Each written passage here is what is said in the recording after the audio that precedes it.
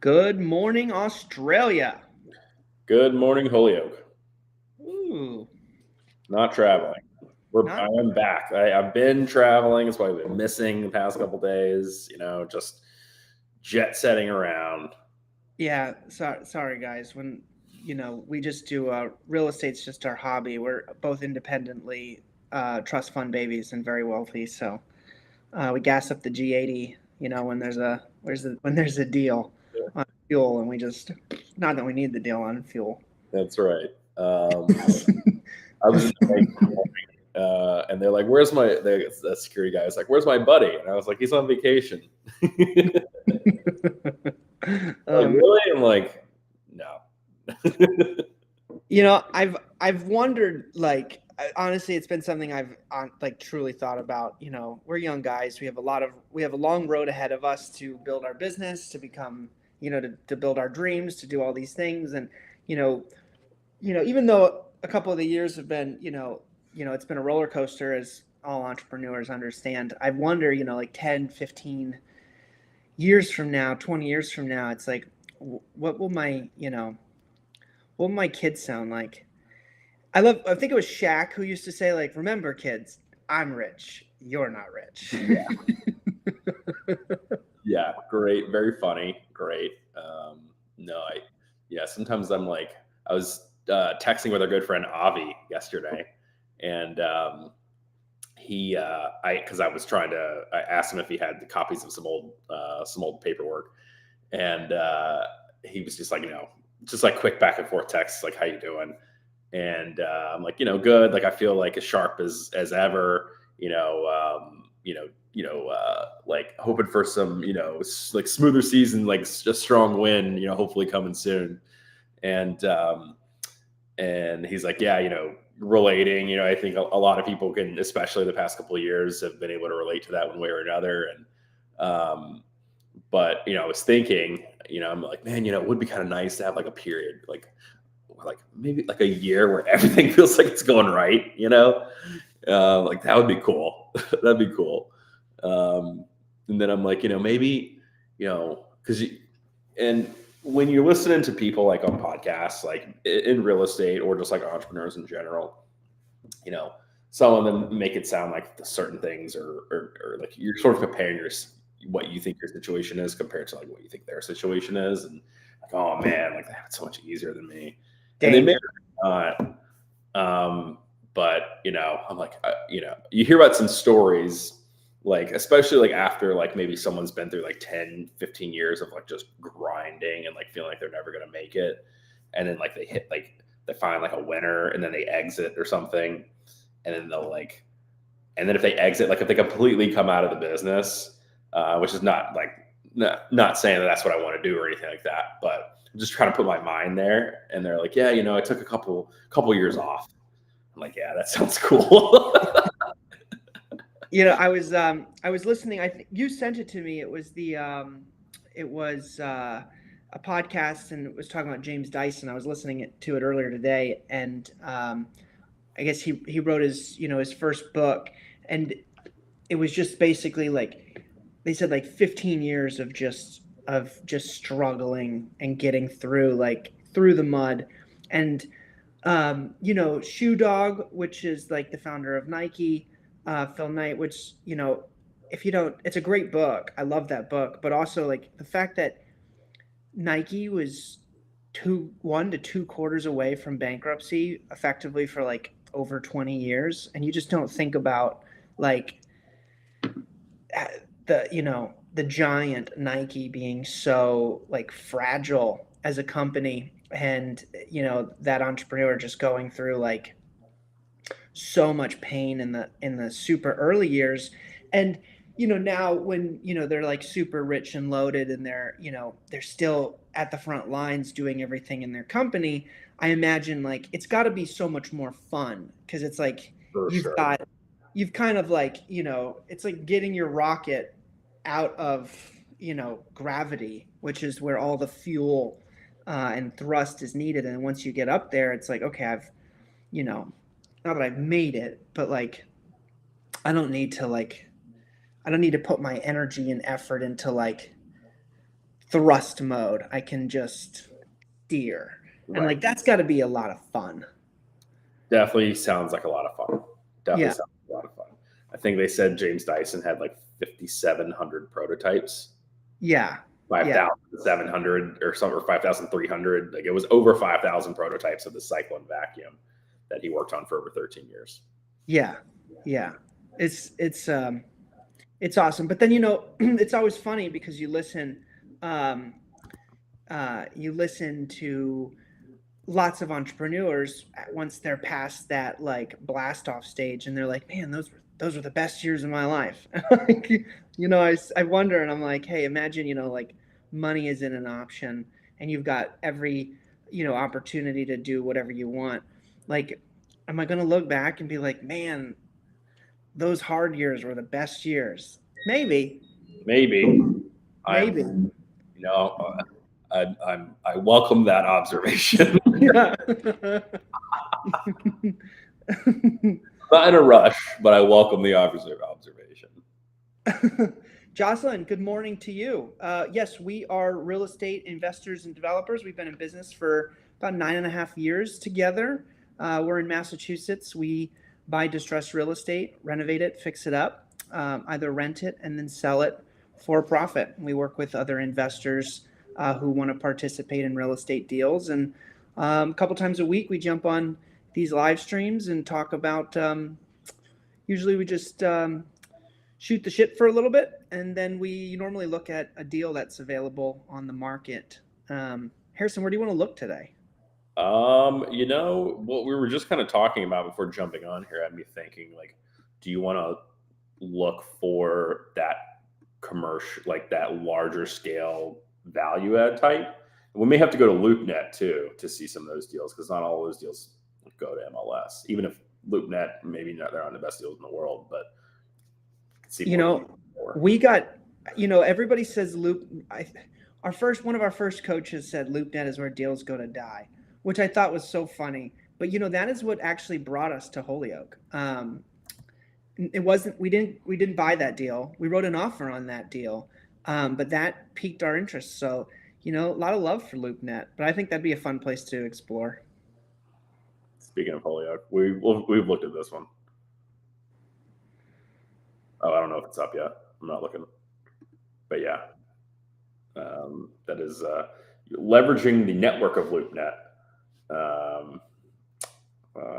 is probably where it's most valuable. I'm excited for networking. I mean, networking is obviously like that's the best thing you can possibly do in this industry at pretty much every level of success, no matter what pond you're playing in. I'm really excited as we ramp up acquisitions and start targeting new deals. And, there's so much opportunity out here. There's so many out-of-state landlords with dilapidated or vacant buildings. And,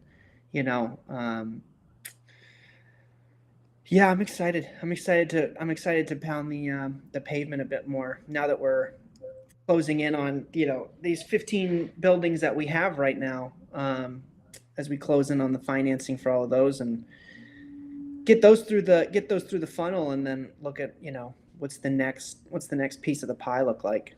Yeah. I don't know if is my screen share sharing? No, I'm texting our producer. There it is. All right. Yeah, I said, speaking of Holyoke, we've looked at this one, this 510 South Bridge Street. I put in multifamily and value add in the keyword search. All in Massachusetts. This one's actually kind of interesting. $20 million for 33 units at Harvard Square. Wow. What's that per unit? Get my calculator. 2,475. $620,000 per unit. And this is said to be a value add. Sorry. Allergy season is upon us. God bless you 2 times. this isn't exactly, a property like this isn't in my area of expertise on the value add side, but like it said common area and in-unit improvements. I mean, we can only see photos of the common area, but I'm not exactly sure what to do here.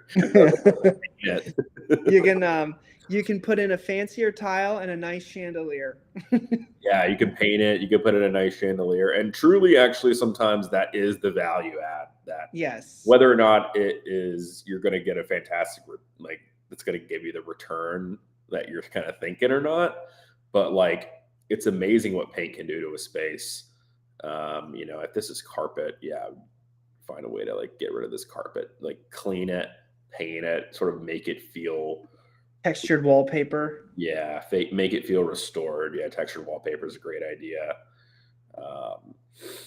I feel like very pretty. I feel like the differentiator because at the end of the day, you've got like it's the same thing. It's 4 walls, some windows, and a roof. What's behind the walls is typically relatively similar. Obviously there's like some mechanical systems that get fancier and more, high end. But at the end of the day, it really comes down to how the space is staged and the furniture inside of it.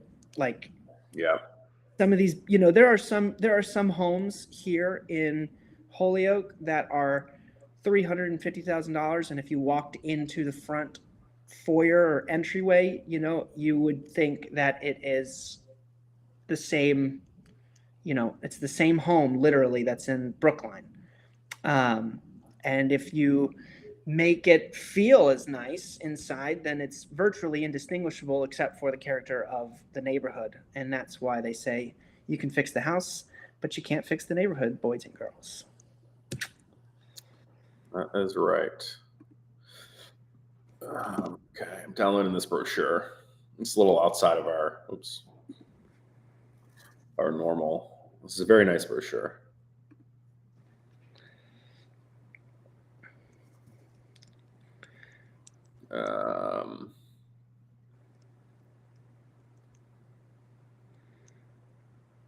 I mean, it's an incredible location. Yeah, absolutely. How much did you say it was per unit? 6? Well, it said it's actually not a formal asking price. Okay. It said it was like a requirement of MLS to have something. I think they're just like, they put it super high, so they only getting qualified, buyers.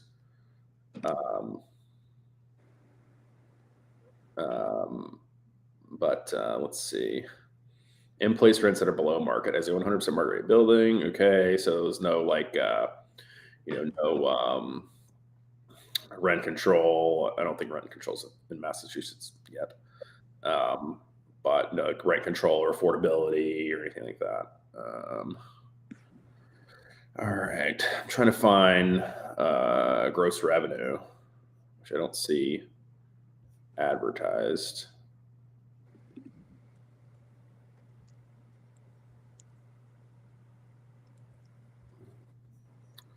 I think on MLS they had one. It's on it.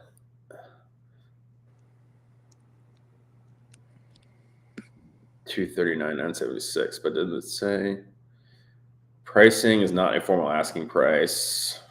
Okay, so maybe that revenue is accurate. I mean, I don't see why they wouldn't put the correct one. That says gross income? Yeah, it says gross and then net, so I'm going to assume it's gross. 976 divided by 33, that would be 7,200. Oh, no, that can't be right. That's got to be monthly. Or maybe it's not. $7,272 per unit. That can't be per year. That would mean you have, it's possible, that would mean you've got rents of approximately a little over $1,500 a month. In Harvard Square, no way. I wonder, well, here's the thing. It's the living area is 30,505, which means that if there's 33 apartments, that means these are all pretty small apartments. So 1 and 2 beds. I mean, they've got to be tiny. They got to be Yeah, tiny. they're definitely small. Which, I mean, Interesting. Yeah, Caleb said maybe there's some vacancy. Could be. I wish they would just give. I mean, I understand they're trying to market like the property, but like, why not give a bit of information on revenue? this is just the chum that they throw in the water to get you to circle and Yeah. nibble. Yeah. I mean, listen, guys, if you come and invest in a 10-unit building in Holyoke, we can get you the same price per unit, or same rent number per unit, and we can be into this all in for like $120 compared to 600. 4 oil tanks for a centralized boiler, centralized hot water. That's fine. So you're including heat and hot water in your rent. which is gonna be a hoss of an energy bill. Oh yeah, electricity separately metered, paid by residents. 3 washers and dryers in the basement. Storage units in basement. I mean, this has got to be it's got to be a clean building. All right, so maybe let's just run like like the level that this should be operating at. Okay. Like what our gross rents should be if we're all market rate. Are you gonna look up some? Rental comps? Yeah.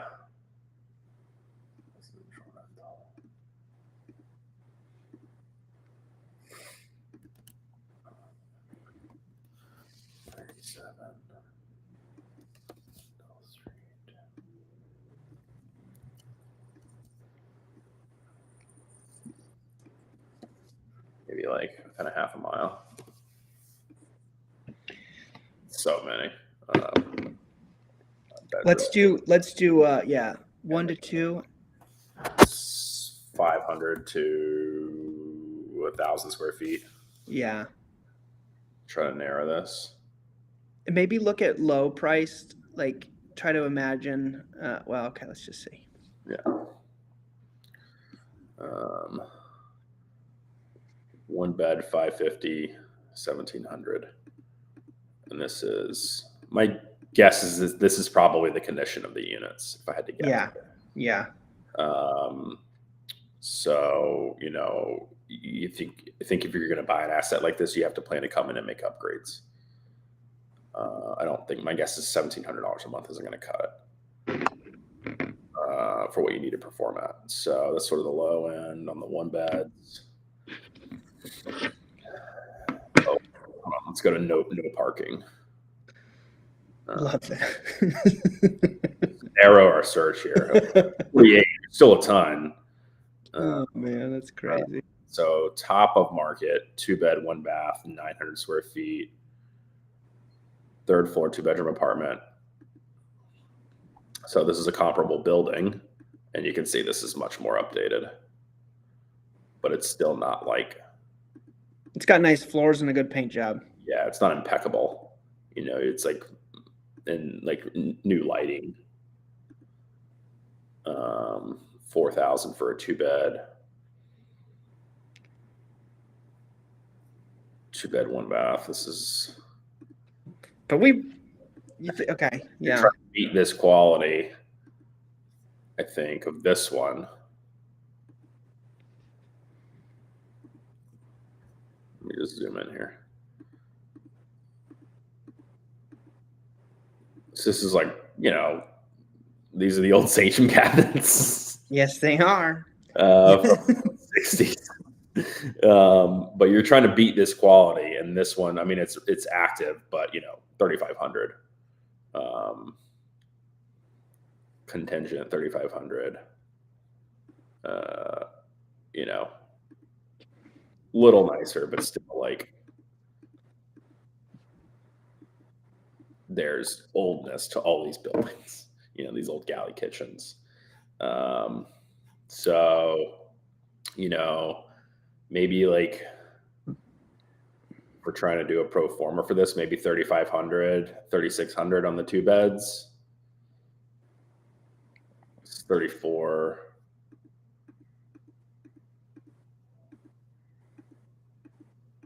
I would say like if you make them as like I said, you probably want to go with this quality. But this is not. Oh no, it's rented. Yeah. But location's also super important. I don't know what the difference in location here is. It's within a half a mile, but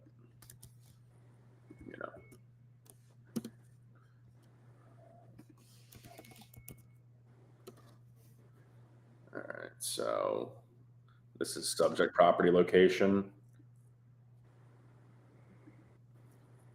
Oh, this is the same neighborhood. So subject property is over here. This is the comp. Okay.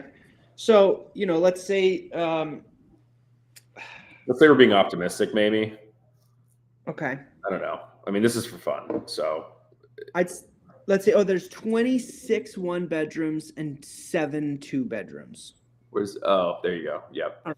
So what's the 1 bedroom? Like, what's the top of market 1 bedroom? Top of market 1 bedroom. Let's go back to that.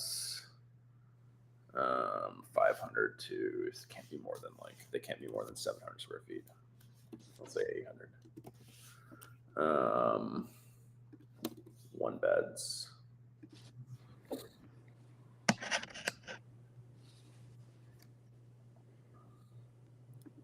$3,300. Is this rented? It's under agreement, so I would say so.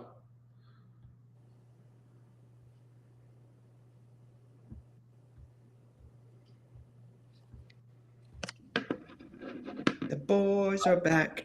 These fucking IKEA cabinets, bro.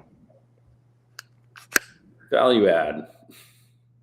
Upgraded kitchen. So okay, so we're going 3,300 on the 1 beds and maybe 4,000 on the 2 beds. All right, so we have 26 1 bedrooms at 3,300. Yep. All right, that's $85,800 a month in gross potential rental income. And then we have 7 2 beds. Yep, and we're putting those at what? 4,000. All right, we have 7. That's 28 plus what was the number I said? 88. Was it 27 1 beds? 26. 26 times 3,300 is 85,800 plus 28,000. All right, so we have a gross potential rental revenue of $113,000 a year per month times 12. That's $1.365 million in gross potential annual income. I don't know. Maybe they make some money off of, like laundry and stuff like that. Let's just say they make that. Or you can a little bit, but it comes with 6 parking spots, so you can charge for some parking. Okay, probably get like 100 a month per spot or something. I was thinking 500 a month. Maybe. I mean, I'm truly just guessing. All right, so let's say 300 a month for the 6 spots. That's 18 plus times 12. What is that? 1,800 times 12. I don't want to lose my space on my thing. I got the total up. What's 1,800 times 12? Oh, 1,800 times 12 is 21,600. All right, so we're looking at a total revenue, rent and parking, 1.3 million or 1,387,200. Okay. All right. So now an expense ratio, we're 45% if you're paying all that heat. Even in Springfield, we're running about a 40% expense ratio, and Springfield is going to be a much more intense management. Yeah, and just going to require we have higher pest control that we're going to have here. You could probably pest control service this, quarterly, and mostly outside. that's like one of our big expenses that you're probably not going to have here, especially if you update all the units. So 40%, I think, is very conservative. Okay. So gross revenue times 0.6, do an NOI of 832, 320. 832, 320. So 5 cap, that's a $16 million building. Right. So you get that 832 divided by 0.05 is 16,646. That's what this building should be worth, all fixed up, performing at the top of the market. Yeah, I don't think you should go any lower than a 5 cap. No. And I would, we want to independently verify that with an appraisal. Probably the cap rates in the market, but my guess is it's like a 5. That's kind of my guess.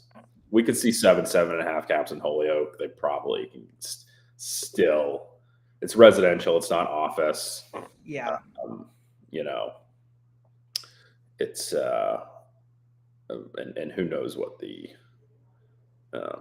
this owner is probably like a family heirloom property. It's what they call a legacy asset. That's right. That's a legacy asset. Old. But if you're, you're going to have to spend probably, $10,000 per unit to upgrade them, to freshen them. Yeah, if you're talking paint, refinish floors, small repairs, hardware, lights, cabinets, appliances, you don't not individually, they're not all incredibly expensive. But when you add them up and then you factor in that it's in Cambridge, you put nice locks on the doors, like nice remote entry. You got to pay for all the parking tickets for your contractors. Yeah. I wouldn't be surprised if you're looking at $10,000 per unit to upgrade them all. Right. Which so that's $3 million. Is it? Yeah. 10,000 times 33. Yeah. Yeah. Or no, that's 330. 330. Yeah, I was like 330. So maybe safely rounded up to 500,000 when you add in common area improvements. If you can get, the problem is that the real challenge with a project like this, and it's one of the reasons why we don't even like looking at things that are occupied, is let's say you have a bunch of these apartments and they are rented for somewhere between $1,700 to $2,000. Now you've got to effectively remove and replace all of these other tenants. So besides the fact that you're just like moving out a bunch of people, that is going to most likely come with some headaches because where, Massachusetts has a housing shortage problem, right? We don't have enough housing. So where do they go? And if they dig their feet in, you're looking at, 9 to 12 months of legal process, assuming they're, and that's just assuming they're paying all their rent. So it can kind of be like a hairy situation as a value add. Yeah. My guess is that you get a lot of students. So you're going to have a lot of natural turnover. It's a bit of a different rental market than we're used to. So, you're sort of waiting on the tenant to move out more so than trying to force them out. Might be yes. And just say, we're not renewing your lease. We're going to be renovating the unit. And I think my gut feeling is that tenants in that market tend to be a little more understanding of like, I rent this place. This is where I sort of temporarily live. I'm a student, or I'm like a young, I'm a grad student or like first job or whatever. Like it's not necessarily like their 10-year home. So they only really expect to live there in their own like hearts and minds for like a year or 2 or 3. Yes. So when you go to them and you say, well, even if they were maybe hoping to renew their lease and stay another year because they have one more year of grad school or something, you're like, where you're already doing work in all the other units, and you inform them like 3 months ahead of time, hey, by the way, like we're not going to be renewing your lease because we're going to be needing to do work to your unit. If you want to stay in the building, you can move to one of these other units, and your rent is going to be X now. Right. So my guess is, that's my gut feeling, is you have a lot less fighting, and it's more, it's more sort of working with them, because they're also probably going to be able to afford, even if it's it's a large jump. They're like, I'm getting a much nicer apartment. It's going to be $800 a month more now, but it's kind of my thoughts. I'm just talking out loud. Yeah. So if it could be worth 16, and let's say we're gonna stick with $500,000, this is one of those types of buildings where a larger investor pool is going to be looking at this as a slightly longer term hold. This isn't going to be like a turn and burn flip. The 10-year hold. Yeah. This is going to be something people hold on to for a period. And deals like this are great for asset preservation, right? You have a lot of money, you don't know what to do with it. You want some tax benefits.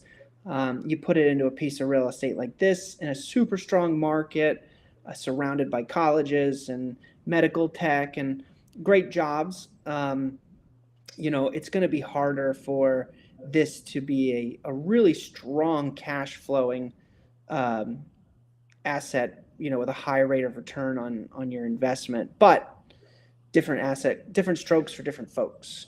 For sure. Probably trying to buy this thing for like, 10 million or something. That ain't ever gonna happen. Right. You're probably looking at my best guess is like 14, 15 million. Yeah. And at 15 million, 33 units, it's $454,000 per unit. I mean, that's a great deal. Right. And that's like that's like a buying and renovating for like 90 cents on the dollar. So you're getting you're creating 10% of equity in the deal. And for a lot of people with a lot of money, that's okay. Because the more money you have, the harder it is to move the needle. Right. And a lot of this depends on the actual conditions of the units. The conditions of the units could be much worse, which I truly don't know. Right. Looks well maintained, but these units may be like 50 years since they've been improved. Maybe in the turnovers, they're not painting, they're not rebuffing the floors, they're literally just broom sweeping them and then giving to the next tenant, which is going to mean that your distress is going to sort of compound a little bit faster than if you actually get in and try and freshen the place up a little bit. It would be fun to walk this though and put an offer in. You never know. Yeah, would be. We're just doing bigger deals. This is maybe a little bit bigger than we were thinking. Hey, we put, if we can put this thing under agreement for 10 to 12, you raise 1 to 2, go find a rich, a family office interested in this deal. You put this under agreement for 10 million, and I'll put my. I bet people you'll have people coming out of the woodwork like, holy shit! How did you negotiate this? Where did you find this? I've seen some deals trade in like East Boston in the the 275 range, which I was pretty surprised with. Per unit. Yeah. Bigger building. So, you've got the fact that the interest rates are kind of high, that it's definitely not helping the sellers or the buyers, but I think it's who knows. But yeah, I mean 450 is kind of like my gut reaction per unit what this thing would move for. Yeah, because especially if they're telling you up front it's value add. Right. I mean, like in some of these Boston submarkets like Everett or East Boston or kind of guessing like Watertown. I think you see like new build apartment buildings going for that 450 to 500 per unit range. I mean, the condo market is like for the same type of units or roughly same size is probably still around 600 to 700. So you're getting there's a little bit of a per unit discount when you're trading the entire building. But and I'm thinking like new construction, Right. Right. 450 to 500. So, this being at 450 in Cambridge, Harvard Square, value add, it, doesn't, we're not speaking from a, completely ignorant position, I don't think. Yeah, no, I mean, this could, there's a condo play in this building as well. Yeah. I mean, there's definitely a natural condo play here. There's, people are spending, $7,000, $8,000, $9,000 a foot in this neighborhood. Yeah. It's,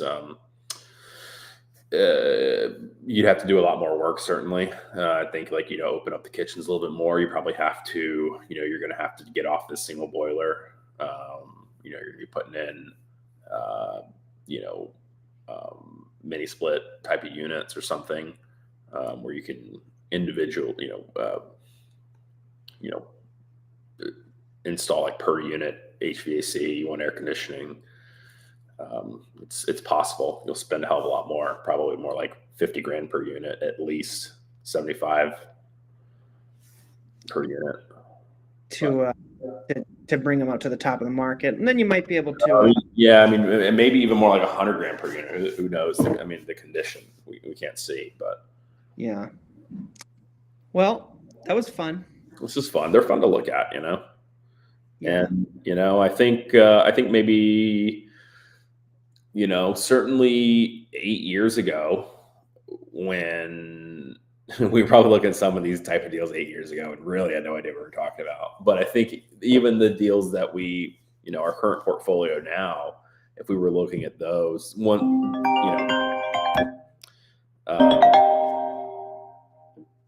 I'm getting ringing. There we go. Deals that, seem sort of straightforward to us now, 8 years ago would have felt like, a lifetime away, or that we were way out of our league. So, bro, I couldn't even conceptualize doing a condo deal in East Boston, much less one with a roof deck. I remember that you got us into that first deal. I was like, how is that? We are swinging with the big boys. Yeah. We are swinging, and we were. I mean, it definitely it's definitely a big boy market for sure. And the players that are good at doing 3, 4, 5 unit deals it is a skill set. It's just like, it's like, real estate, there's all these different levels and tiers. And it's like, you get, from an execution style, it's like, what's your weapon? And you just get good at that weapon.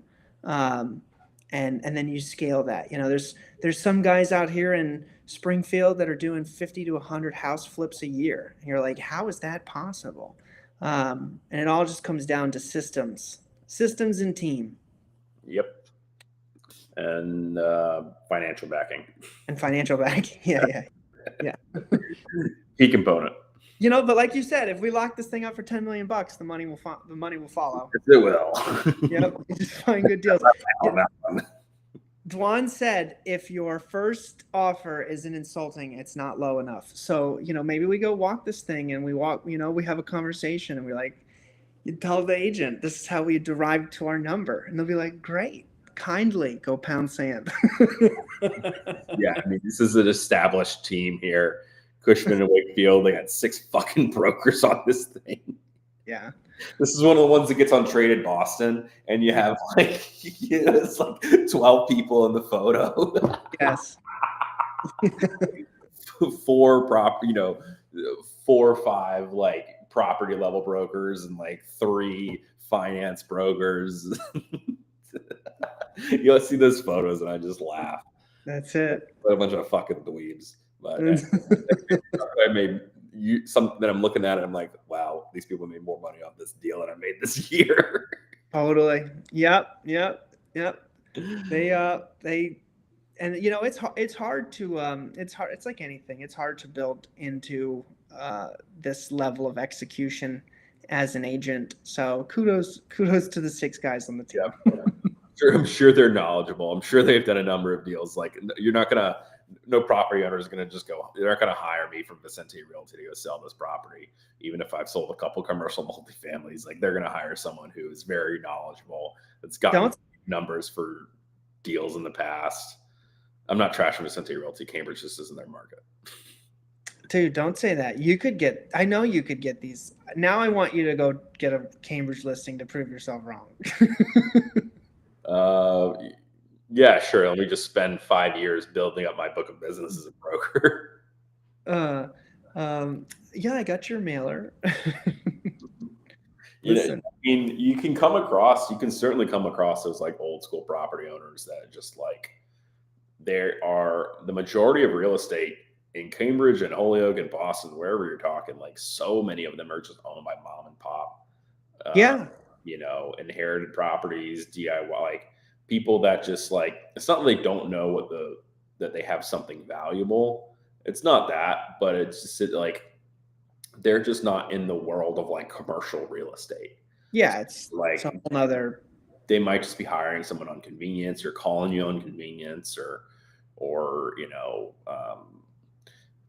you just happen to come across them at the right time and maybe you make the right impression. There are tons of ways to get listings. Yeah, totally. All right. Well, that was fun. Guys, we'll see. We're going to come back on tomorrow and we'll look at some more, maybe we'll look at something a little bit more distressed in Western Mass. That's $450,000 per unit. Yeah. Talk about 45,000 per unit. Drop a zero. All right, cool. Everybody, feel free to please like, comment, subscribe. Let us know what you think. Any areas that you're interested in having us explore in general. Happy to answer any questions, real estate related. And we will see you tomorrow on Find That Flip. Cheers.